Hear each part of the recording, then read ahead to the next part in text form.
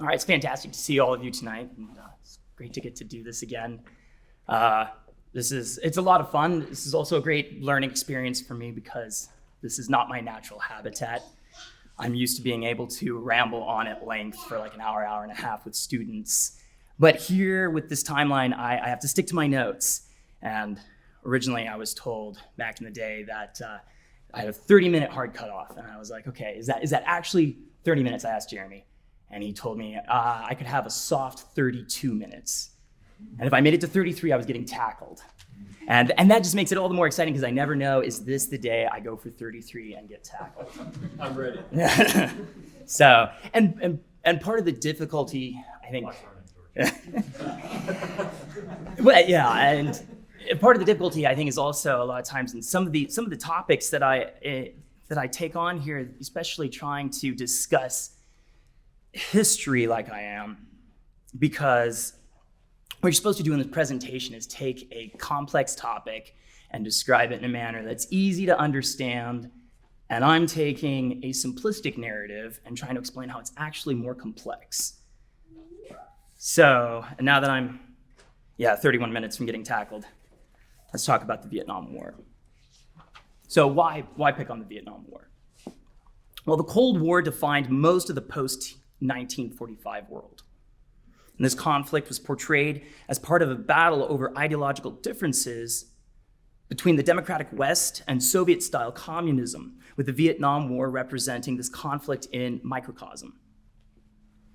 According to this narrative, we went to war in Vietnam because freedom everywhere was threatened by the communist takeover in Southeast Asia. Or in the words of President Truman, we had to go to war in Vietnam, not just because losing it to communism would be, quote, a blow to our military security and our economic life. It would be a terrible defeat for the ideals of freedom, with grave spiritual consequences for men everywhere who share our faith in freedom, unquote. Now, it's widely known that the US took the conflict over from the French in 1954, when after their defeat at the Battle of Dien Bien Phu, the French withdrew their military and left Vietnam as a protectorate of the United States. But what is perhaps not as well known is that the United States did not just inherit the war in Vietnam from the French in 1954, but rather the United States was responsible for the French presence in Vietnam 10 years earlier, all the way back in 1945. And that the US then provided the necessary military and financial support to keep the French in Vietnam all the way through to their slow defeat and withdrawal. Furthermore, the United States did not support the French in 1945 in order to stop communism, but in order to help prop up the tottering French Empire, because the French were deemed a necessary partner in the coalition to prevent Soviet expansion in Europe. And fears of Vietnamese communism would come several years later. But in 1945, Vietnamese independence was just a pawn the US was willing to sacrifice on the greater geopolitical chessboard. And so tonight, I would like to provide an overview of these events that led to the US enabling and supporting French imperialism in Indochina, and hopefully then provide a context for the later US war there. So to back it up a bit, Vietnam first caught France's eye in the mid-19th century. Wedged between the British-controlled markets to the north and the south, Vietnam was strategically and financially valuable. The first French troops landed in Vietnam in 1858, and after fierce resistance, the French finally managed to achieve military control over the region in 1897, nearly 50 years after the initial invasion. It took them 50 years to conquer Vietnam. The French colonial administration then, in a revolutionary act, took direct control over and began restructuring all aspects of the Vietnamese economy and society in order to make it financially independent from the mother country, while reaping its rich resources, leaving its inhabitants destitute. Historian Barbara Tuchman remarked that French rule in Indochina at this time has been seen as the most exploitative European colonization in Asia. Much of the history of the colony can be summed up as brutal French pacification, followed by unsuccessful Vietnamese revolts, followed by brutal pacification. However, the Vietnamese response to French rule was quite complex, interestingly enough. Some of the Vietnamese favored collaboration and grew wealthy off the empire, adopting French culture as their own. And even Vietnamese nationalists who despised this native bourgeoisie did not reject the French entirely and denounced French imperialism with the logic and rhetoric of the French intelligentsia. I find them quoting Rousseau, Voltaire, and Victor Hugo in Vietnamese political tracts. But French imperial status, and indeed the status quo of all empires everywhere, came under attack with the sudden outbreak and resulting ravages of World War I. And the United States was brought into the war to provide France and Britain with military assistance. But President Woodrow Wilson had a far grander aim than just helping to prop up the European ancien regime. Wilson announced that if the US was going to participate, then the war would be fought to make the world safe for democracy. I quote, "National aspirations must be respected. Excuse me. Peoples may now be dominated and governed only by their own consent," unquote. Colonized nationalists everywhere heard Wilson's words with hope and excitement and rushed to the Paris Peace Conference in order to help participate in redrawing the global map. And among those petitioners at Paris was a young Vietnamese man who went by the name Nguyen Ai Quoc, but who would be forever remembered as Ho Chi Minh. Excuse me. Ho was a fascinating character. He was well educated, and he'd fled Indochina after supporting a peasant tax revolt, and he then spent the next 30 years traveling the world, working numerous jobs, including as a pastry chef under a famous French chef at the Carlton Hotel in London. And he spoke nearly fluent English, French, Russian, and Chinese. So Ho and his colleagues, they arrived at the peace conference, but not with the goal to dismantle the French Empire, but to hold France to her republican values. Hundreds of thousands of colonial inhabitants had fought bravely in the trenches of Europe, with nearly 200,000 dying in the name of France. And their hope at the conference here was that France would reward them for their sacrifice with reformist policies, granting them greater autonomy within the empire. Ho said, quote, "I am eager to learn and hope to serve France among my compatriots," unquote. In various assemblies, the Vietnamese quoted Woodrow Wilson's 14 points and the right to self-determination. But despite the Allies' noble rhetoric, their governments were more interested in applying decolonization to Germany. And Ho quickly began to realize that Wilson's message was never going to be applied universally. And in response, Ho began to make common cause with more radical nationalists in Paris.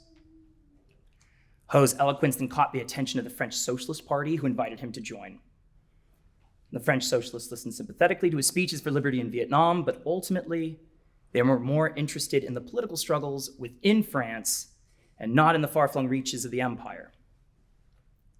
Unable to convince them to turn words into action, Ho left and turned to the only other political group passionately preaching a universalizing anti-colonial message, the Soviet revolutionaries. Ho then traveled to Moscow, but yet again he was disappointed. The Soviets were barely holding on in Russia, and at the moment they were focusing westwards towards Europe, not towards Southeast Asia. Ho later remarked that he had been a voice crying in the wilderness. Despite this, he continued to work with the Soviets, creating the Indo-Chinese Communist Party, tasked with driving the French from Indochina. But the ICP had very little chance of ousting the French. And as it happened before, the French again crushed the nationalist uprisings. But then, in 1939, France became once more at war with Germany, and this time, they lost the Battle of France. After just 6 weeks of fighting, France was forced to sue for peace. The temporary armistice they signed with Germany was extremely harsh and also, interestingly enough, lenient, allowing the French government only nominal sovereignty over the occupied northern half of France, while at the same time allowing them independence in the south and permitting them to retain their navy and colonial possessions, including French Indochina. However, the war left France severely weakened, and the British attack on the French fleet at Mers el-Kabir severed France from her overseas colonies. Meanwhile, in Asia, Japan was 4 years into a brutal war with China. In order to isolate the Chinese, Japan demanded that the French cut off all military supplies heading north from French Indochina into China. Faced with a potential Japanese invasion if they refused, the French complied. Since the French government had declared itself neutral following the 1940 armistice with Germany, Japan refrained from open hostility.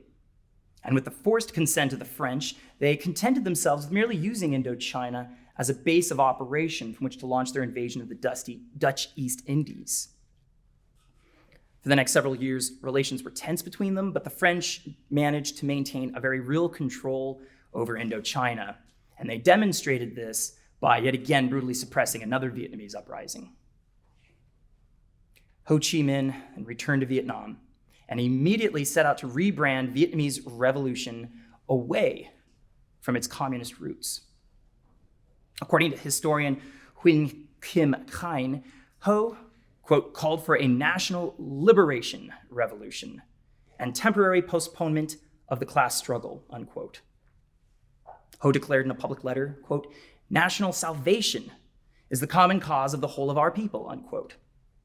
And so the Viet Minh was formed to provide a united national front against the Japanese and French, as well as a base for future Allied forces. The uneasy Japanese and French troops continued in Vietnam for the next 4 years, until as American troops began to invade the Japanese home islands and appeared ready to invade French Indochina, the Japanese government decided that it couldn't trust French troops to resist the US. So in March of 1945, 6 months before the end of the war, the Japanese military seized control of Indochina, imprisoned the French colonial government, and formed their own puppet state. But Japanese rule over Vietnam was short-lived. In that August, with the French government gone, and the remaining Japanese forces in negotiations with the Allies, the Viet Minh in turn seized control from the Japanese. On September 2nd, 1945, Viet Minh forces marched into Hanoi and declared the formation of the Democratic Republic of Vietnam. In front of a crowd of 500,000 Vietnamese chanting independence, Ho Chi Minh announced, quote, all men are created equal. The Creator has given us inalienable rights, the right to life, the right to be free, and the right to achieve happiness. These immortal words are taken from the Declaration of Independence of the United States of America in 1776, unquote. He concluded his speech with, quote, the whole Vietnamese people, animated by a common purpose, are determined to fight to the bitter end against any attempt by the French colonists to reconquer their country. We are convinced that the Allied nations, which at Tehran and San Francisco have acknowledged the principles of self-determination and equality of nations, will not refuse to acknowledge the independence of Vietnam. A people who have courageously opposed French domination for more than 80 years, a people who have fought side by side with the Allies against the fascists during these last years, such a people must be free and independent, unquote. And Ho was right to think that he could find support from America. President Roosevelt, unlike Woodrow Wilson, genuinely seemed committed to ending European imperialism. According to his son, FDR confided to him at the Casablanca conference, quote, don't think for a moment, Elliot, that Americans would be dying in the Pacific tonight if it hadn't been for the short-sighted greed of the French and the British and the Dutch, unquote. Roosevelt firmly believed that the competition between the colonial empires of Europe was responsible for both World War I and World War II. And until they were dismantled, they would threaten all future attempts at peace.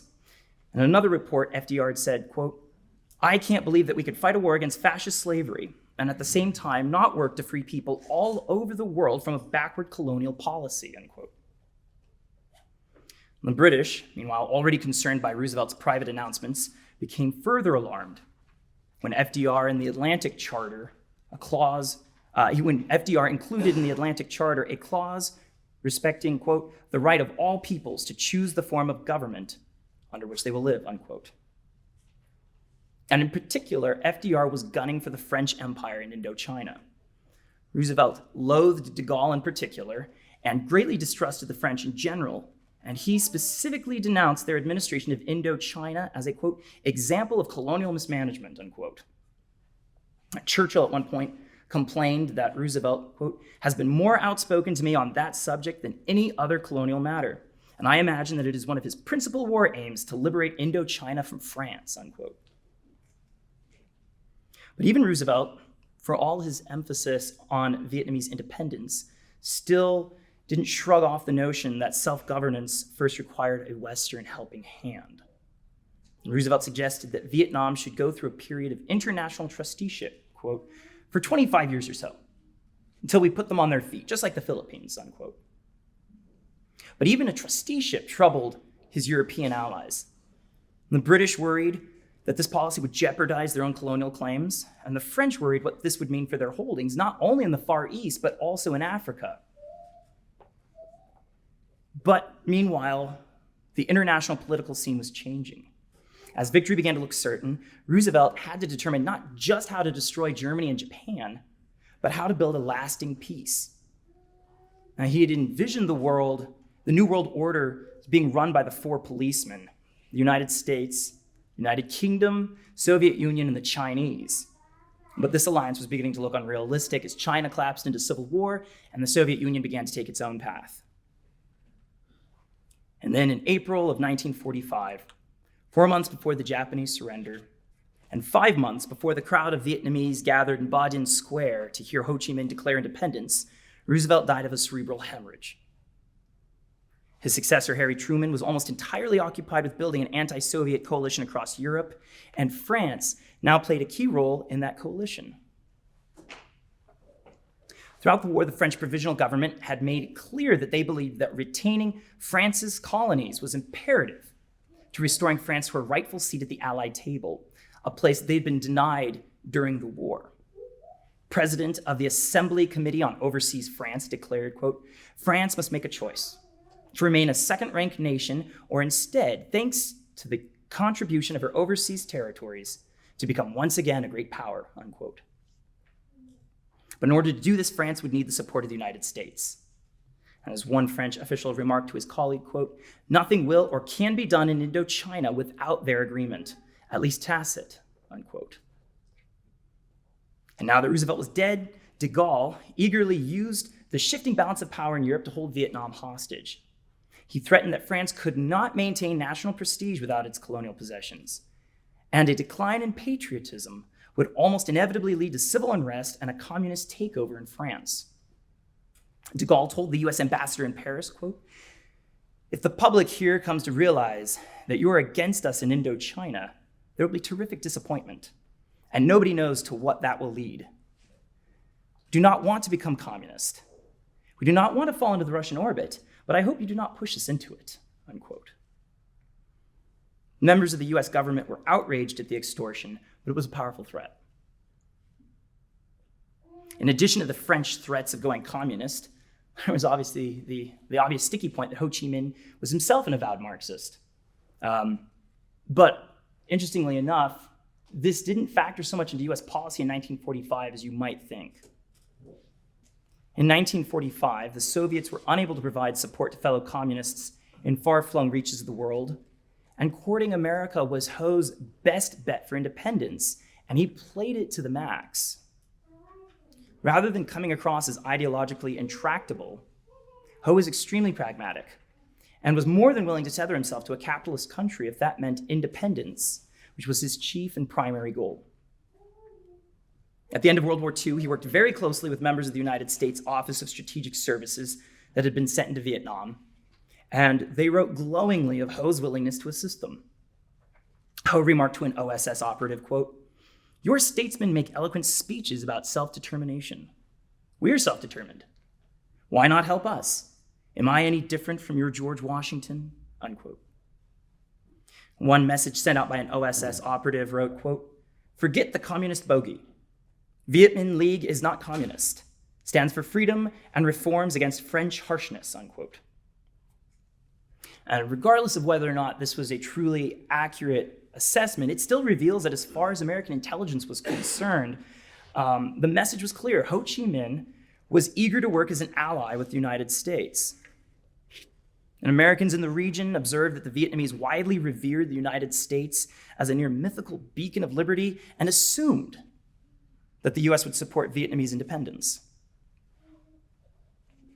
US Asian specialists in the Office of Far Eastern Affairs, as well as the Southwest Pacific Affairs Division, continued to push for FDR's decolonization program in Vietnam. But elsewhere in Washington, the Truman administration was cozying up to France and Britain and now openly supporting imperialism. The US Secretary of State informed the French foreign minister that, quote, "The record is entirely innocent of any official statement of the US government questioning, even by implication, French sovereignty over Indochina," unquote.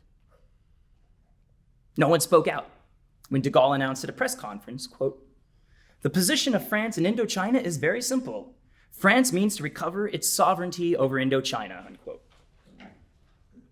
And when de Gaulle mentioned privately to Truman that he would be willing to discuss future independence for French colonies, Truman replied that he was not opposed to the French returning to Indochina.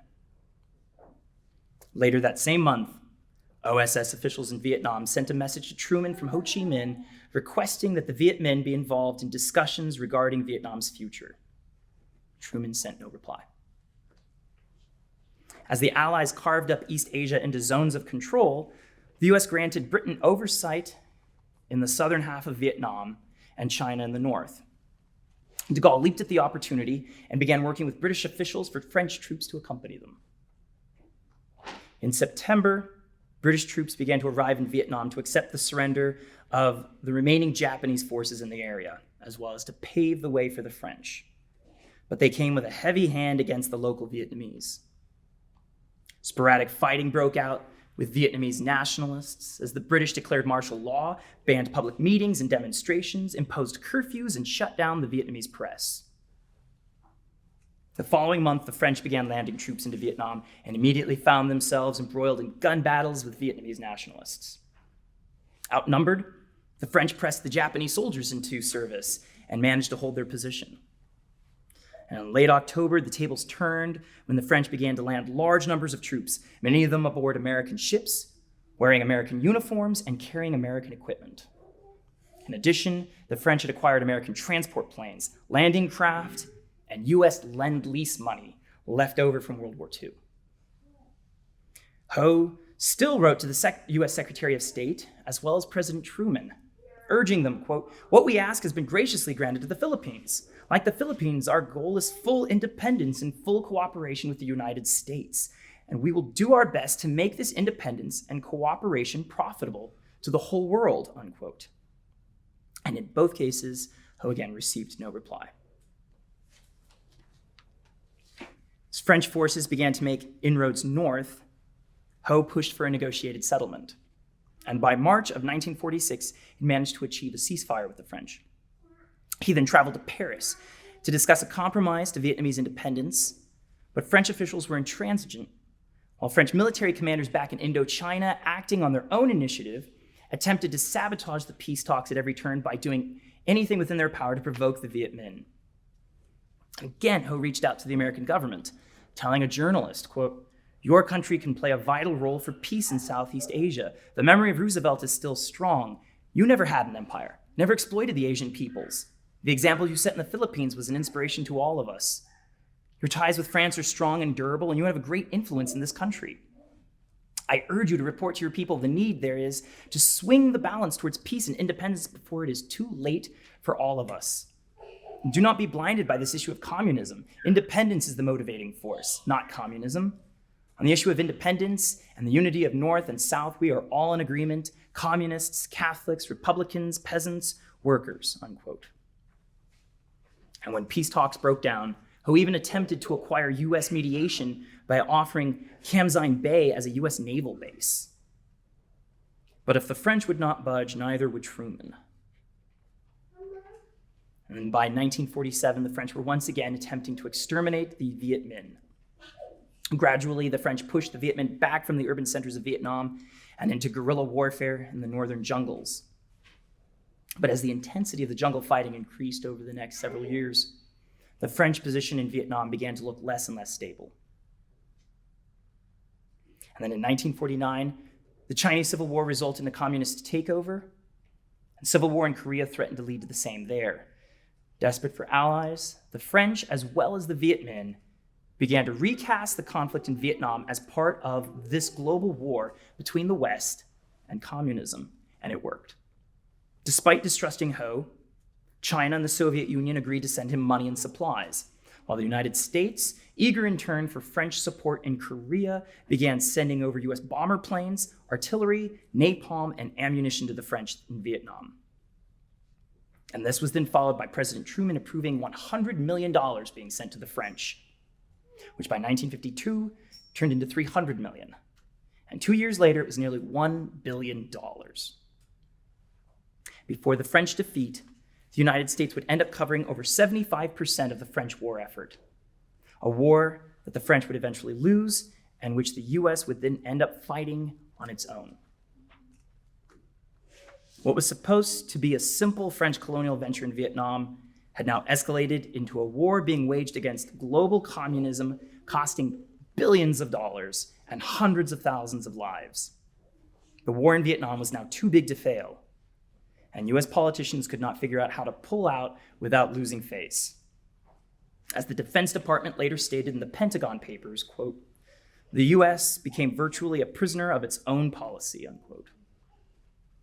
And that is how the United States became committed to fighting a brutal war in Southeast Asia, when at its inception, the United States had no interests and no enemies there. And so, for a takeaway from all of this, from this story here, I think we need to realize that the real and formal reasons being given for fighting war are often two very different things, and that we ought to be distrustful of narratives casting conflicts as a clash between civilizations. Politicians are all about trying to establish an ideological cause for the wars they get us into. And often the one that sticks doesn't emerge until after the war has already gotten underway. Like World War I didn't become a war to make the world safe for democracy until it was almost over. And the more modern example of "they hate us for our freedoms" is one of the most banal attempts at trying to provide just such a narrative. We need to be aware that these wars are not inevitable, that they're the product of years of politicians crafting policy based on utilitarian compromises and backdoor political dealings. And that then when our politicians find themselves prisoners of their own policies, that is how the US ends up losing $168 billion and 58,000 dead in Vietnam, where both sides were originally friends. I think at the very least, that should cause some gut-level skepticism when we're presented with the next war, whether that's with China, Iran, or Russia. Thank you.